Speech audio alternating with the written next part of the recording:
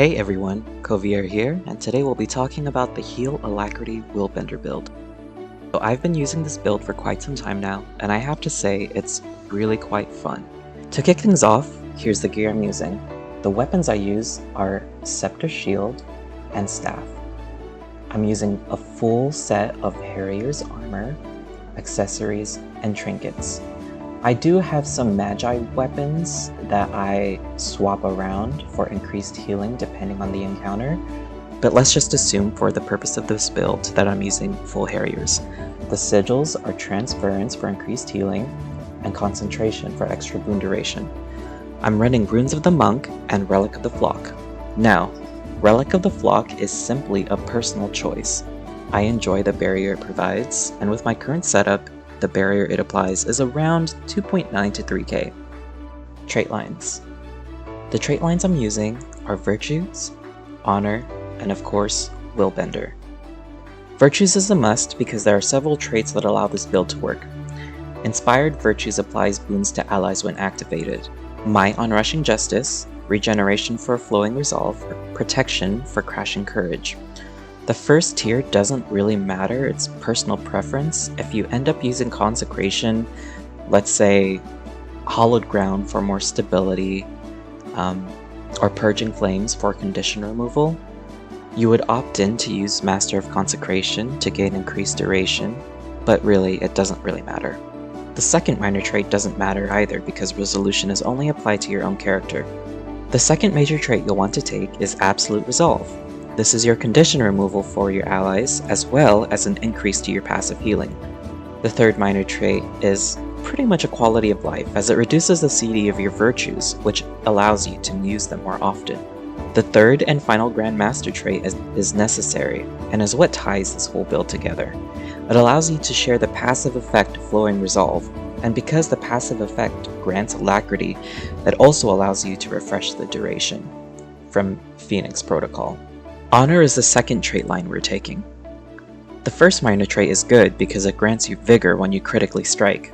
Vigor is important because of the second minor trait, Selfless Daring, which heals nearby allies when you dodge roll near them. And the third minor trait, Purity of Body, further enhances your passive endurance regeneration. Keep in mind, Battle Presence from the Virtues trait line allows you to share this effect with your allies. Now going back to the first minor trait, I take Protector's Restoration. This casts a lesser symbol of protection every time you use your heal skill, and because we take Writ of Persistence as a Grand Master trait option, it allows us to have a constant source of healing, and it also helps with protection uptime. For the middle tier, we take Empowering Might, because this is our source of might generation. However, if you're running with the Quick Herald, I would swap Empowering Might with Pure of Heart for extra healing from Aegis block. On to Willbender.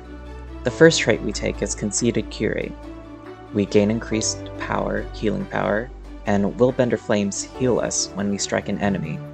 The second trait we take is Restorative Virtues.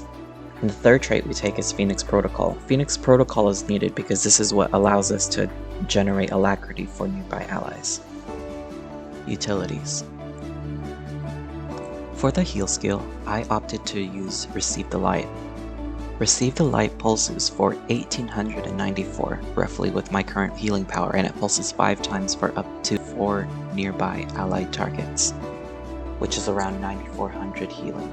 Now keep in mind I run Relic of the Flock. Relic of the Flock adds in 2.9k barrier to that, totaling around 1200 healing every 24 seconds. The utilities that I generally run are Stand Your Ground, Hold the Line, and Bow of Truth.